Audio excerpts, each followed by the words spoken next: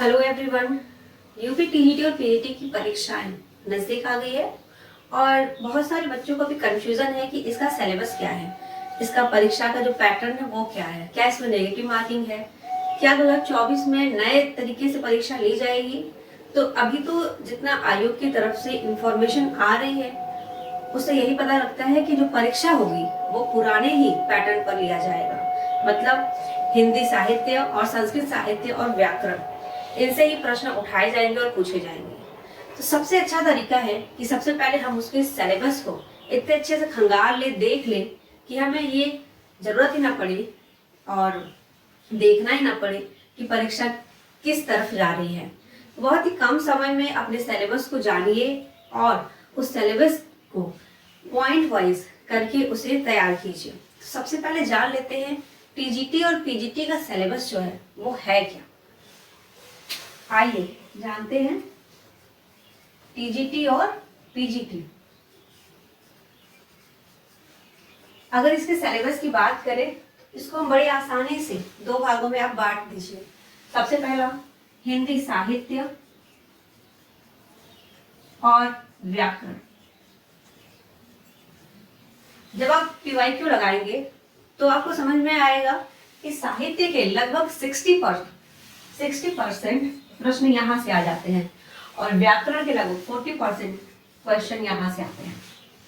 और इसके साथ ही जब हम हिंदी साहित्य की बात करें, माफ कीजिएगा, संस्कृत साहित्य की बात करें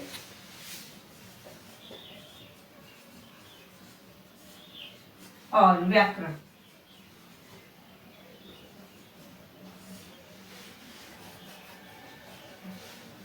साहित्य और व्याकरण, किसका साहित्य? संस्कृत का साहित्य। अच्छा, संस्कृत साहित्य में पढ़ना क्या क्या है आप वो जान लीजिए। तो आप भी अपने पास ऐसे प्रिंट करवा के अपने सिलेबस को अपने स्टडी टेबल के पास रखिए। हमेशा उस सिलेबस को पढ़ते रहिए, जानते रहिए कि आपको क्या क्या पढ़ना है। एक टॉपिक कंप्लीट हुआ तो उसमें टिक कर लीजिए कि हाँ, मैंने आज ये एक टॉपिक कंप्लीट कर दिया। इस चैनल से जब आप जुड़े रहेंगे तो मैं टॉपिक वाइज पूरे ही सिलेबस को रिवीजन करवा दूंगी और आपको एक ठोस इंफॉर्मेशन, एक ठोस नॉलेज जो है वो चाहे आचार्य रामचंद्र शुक्ल की किताब से हो, बच्चन सिंह की किताब से हो, इन सब के पुस्तकों से मैं आपको जो इम्पोर्टेंट फैक्ट्स हैं उन्हें मैं लिखवा लूंगी। देखिए, व्याकरण में तो आपको सबसे पहले रचनाकारों के नाम पढ़ना पड़ेगा। रचनाकार में आखिर कौन कौन से हैं? जैसे भास, कालिदास,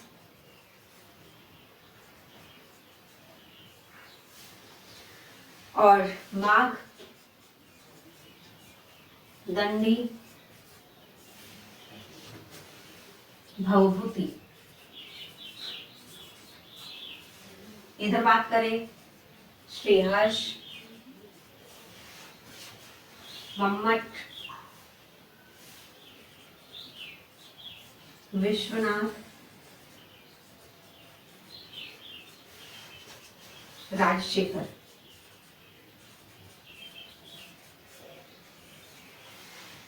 इस तरीके से हमें पीजीटी में इन सभी रचनाकारों को पढ़ना है। लेकिन आपको जब पीजीटी की बात होगी तो लगभग आपको सिर्फ इतने ही कवियों को पढ़ना पड़ेगा, रचनाकारों को पढ़ना पड़ेगा। अच्छा, अब हमें व्याकरण, संस्कृत व्याकरण में क्या पढ़ना है उस पर चर्चा कर लेते हैं।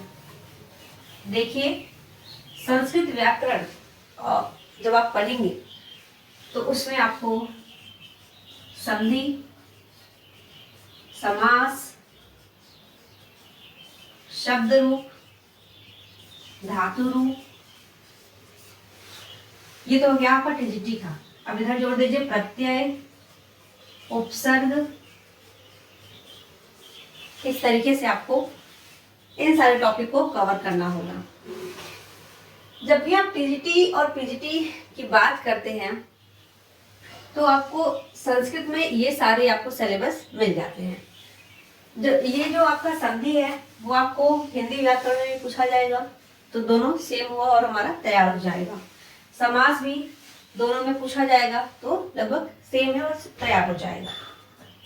इसके साथ आपको अनुवाद भी पढ़ना है। अनुवाद में कोई दिक्कत नहीं होगा क्योंकि बहुत ही छोटे छोटे प्रश्न आते हैं और एक और दो प्रश्न इससे उठाए जाते हैं। भाई ये और यहाँ से यहाँ तक तो आपको टीजीटी में पढ़ना है और इधर का अगर जोड़ दीजिए तो पीजीटी का कंप्लीट हो जाता है। चलिए अब एक बार जान लेते हैं कि हमें हिंदी में क्या पढ़ना है और हिंदी व्याकरण में क्या क्या पढ़ना है। सबसे पहले बात कर लेते हैं साहित्य की। तो आप साहित्य की जब बात करेंगे हमें आदिकाल,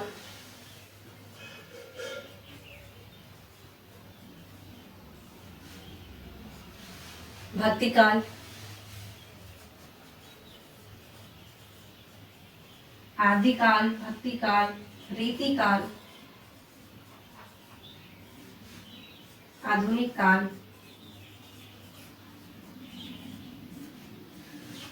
इन चारों कालों को पढ़ना है। इसके अलावा क्या पढ़ना है? गद्य साहित्य की जितनी विधाएं हैं उन सबको पढ़ना है, जैसे संस्मरण, जीवनी, आत्मकथा, रेखा चित्र,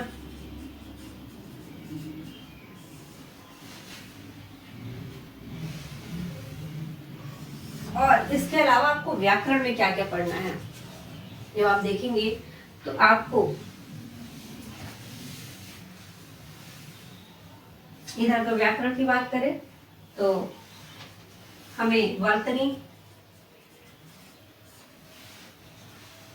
संधि, संधि हमें संस्कृत में भी पढ़ना है, समास, लिंग, वचन, कारक, विराम चिन्ह।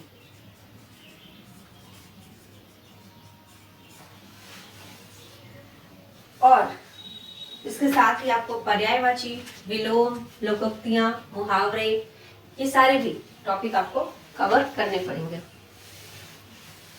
तो यहां से अगर बात करें आदिकाल, तो आदिकाल में आपको सिद्ध, नाथ, अपभ्रंश, इन सभी जो टॉपिक है वहां से एक एक प्रश्न लगभग आएंगे और हमें वहां से टॉपिक वाइज उसे पूरा करना है। भक्ति काल, इसकी बात करें अगर हम, तो भक्ति काल में भी आपको दो उसको जब पार्ट में आप डिवाइड करके चलेंगी तो आपके सिलेबस में साफ साफ दिया हुआ है कि भक्ति काल में आपको संत काव्य, सूफी काव्य, राम काव्य और इसके साथ ही कृष्ण भक्ति काव्य,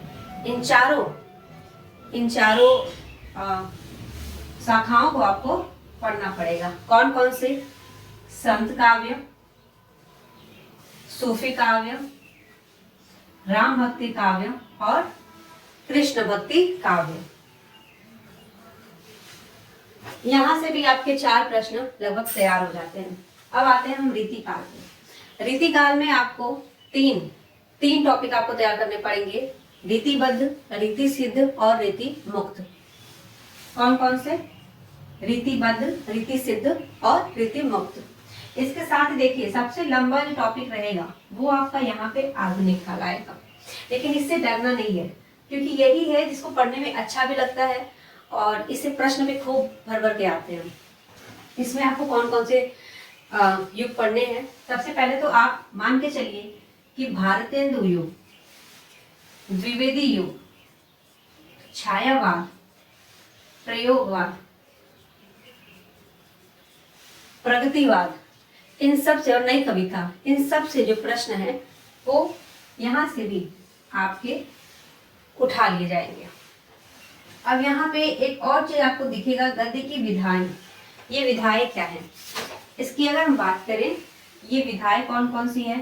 तो दोस्तों आप पढ़ते हैं आवारा मसीहा, आप पढ़ते हैं माटी के मूर्ति, तो इन सब में जो विधाएं हैं वो है जीवनी, आत्मकथा, संस्मरण, रेखा चित्र, रिपोर्टाज, डायरी। इसके अलावा आपको एक बहुत ही इंटरेस्टिंग टॉपिक मिलेगा, भाषा विज्ञान। इसमें आपके जितने भी हैं बोलियां, उपबोलियां, संविधान में हिंदी की क्या दशा है, उस पे इन सब टॉपिक को हम भाषा विज्ञान में कवर कर लेंगे। आइए एक बार इधर देख लेते हैं काव्य शास्त्र में कि आपको काव्य शास्त्र में क्या क्या पढ़ना है। सबसे पहले तो है रस। रस के जितने भी आप देखेंगे, रस हो, छंद हो, अलंकार हो, इन सब के हमें अवयव और भेद पढ़ने हैं। तो रस, छंद, काव्य गुण, अलंकार, काव्य दोष और शब्द शक्तियां, इतने हमारे काव्य शास्त्र से प्रश्न जो है वो आएंगे। अब आ जाइए हिंदी व्याकरण पे।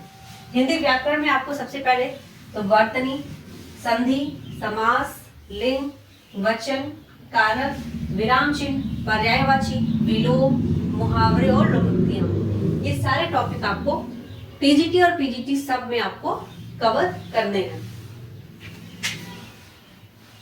अब हम अगर एक बार फिर से अगर हम वापस चलें, जैसा मैंने कहा था कि इसमें नेगेटिव मार्किंग नहीं है, और इसमें आप जब देखेंगे तो 125 प्रश्न में से लगभग 40 प्रश्न इस व्याकरण के होते हैं। 40 प्रश्न लगभग इस व्याकरण के होते हैं और आपके 60 प्रश्न साहित्य के होते हैं। बाकी प्रश्न कहाँ से आते हैं? बाकी प्रश्न आपके संस्कृत से आते हैं। 20 से 25 का एवरेज लेके जब हम चलेंगे तो इसके प्रश्न यहाँ से आ जाते हैं।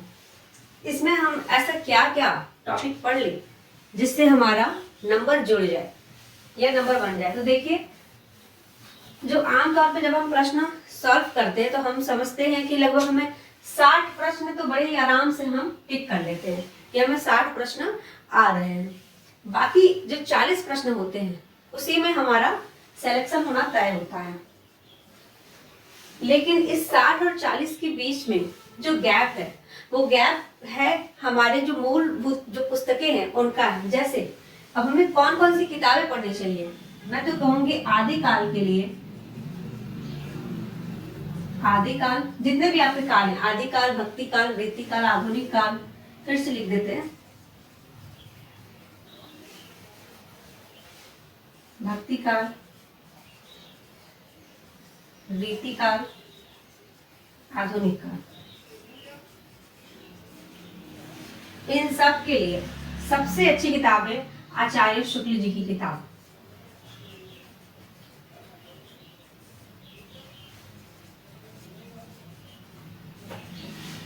जो इम्पोर्टेंट फैक्ट है वो चाहे टीजीटी हो या पीजीटी हो, आचार्य रामचंद्र शुक्ल जी की किताब से ही उठाए जाते हैं, बच्चन जी की किताब से ही उठाए जाते हैं, नगेंद्र की किताब है उनसे उठाए जाते हैं। लेकिन इतने कम समय में आप पढ़ेंगे कैसे? तो इन सब के लिए आपको सरस्वती पांडे की जो किताब आती है वन लाइनर की, आप उसको लेके आराम से अपने रिवीजन को कर सकते हैं। लेकिन इन सब के बावजूद हमें एक बहुत ही एक अच्छी जानकारी के लिए, एक मार्गदर्शन के लिए हमें किसी न किसी के साथ की आवश्यकता पड़ती है। तो जितने भी आपके ये टॉपिक हैं, जितने भी टॉपिक है, आप इसकी इसको प्रिंट करवा के अपने सिलेबस का अपने पास रखिए, स्टडी टेबल पे रख लीजिए। फिर से कह रही हूँ, और हमेशा अपने सिलेबस को पढ़ते रहिए और उसको टॉपिक के साथ उसको कंप्लीट करते जाइए कि आज मैंने आदिकाल का सूफी काव्य जो है वो कंप्लीट कर लिया, तो आप वहां पे टिक कर लीजिए। आने वाले जो भी दिन होंगे उसमें हम शुरुआत ही कर लेंगे आदिकाल से। बहुत ही छोटे छोटे टॉपिक में बहुत ही कम समय में हम अपने टॉपिक को कवर करेंगे, और कवर करने के साथ साथ जितने भी इम्पोर्टेंट, जितने भी महत्वपूर्ण चीजें होंगी उनको हम पढ़ते जाएंगे। और इसके साथ ही PYQ, previous year question paper, इसको हम लगा लेंगे। लेकिन अभी जो परीक्षा का पैटर्न है वो आप देखेंगे, जो UGC नेट का पेपर का जो पैटर्न होता है उस पे पूछते हैं, लंबे लंबे प्रश्न पूछे जा रहे हैं। तो उसको ध्यान में रखते हुए नए क्वेश्चन कैसे बन सकते हैं, नए प्रश्न कैसे बनेंगे, उस पर भी चर्चा करते हुए हम अपने सिलेबस को कंप्लीट करेंगे और आने वाले समय में बहुत ही अच्छे से, बहुत ही कम समय में और बहुत ही ठोस जानकारी के साथ आप इसका रिवीजन मेरे चैनल पे कर पाएंगे। तो एक बार फिर से मैं दोहरा देती हूँ कि हमने क्या क्या जाना, कि इसमें क्या क्या पढ़ना है, परीक्षा का पैटर्न क्या है। तो जान लीजिए, दोनों का 125 नंबर का पेपर होगा, प्रश्न आएंगे। टीजीटी में 500 नंबर होगा और पीजीटी में जैसा कि इंटरव्यू भी है तो 425 नंबर का ही प्रश्न आपके पास देखने को मिलेगा। ठीक है, नेगेटिव मार्किंग है या नहीं? तो नेगेटिव मार्किंग नहीं है, नो नेगेटिव मार्किंग। और क्या नए नए सिलेबस आएंगे, जैसा कि अभी सुनने में आया था कि जीएस भी पूछा जाएगा? तो नहीं, मान के चलिए, समझ के चलिए कि जीएस जीके ये सब कुछ नहीं पूछा जाएगा। क्यों? क्योंकि अभी आयोग पुराने ही सिलेबस के हिसाब से पेपर परीक्षा लेने वाली है। अगर नया सिलेबस आना होता तो और भी ज्यादा हमें समय मिलता और हम समझ पाते हैं। हाँ, लेकिन आने वाले वैकेंसी में मान के चलिए कि उसमें जीएस जीके पूछा जा सकता है। तो आपको सिर्फ हिंदी और व्याकरण तैयार करना है और संस्कृत और व्याकरण तैयार करना है। आप इसकी भी चिंता मत करिए, ये भी यहाँ से ही तैयार हो जाएगा और ये इन दोनों टॉपिक को भी हम इसी जगह अपने ही चैनल पे कंप्लीट करवा लेंगे एक अच्छी जानकारी के साथ।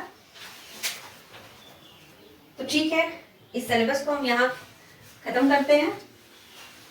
आने वाले समय में आपको इन सभी टॉपिक जितने भी होंगे उसको कंप्लीट करते हुए और अच्छी जानकारी के साथ, ठोस जानकारी के साथ हम आपको फिर से मिलेंगे। धन्यवाद।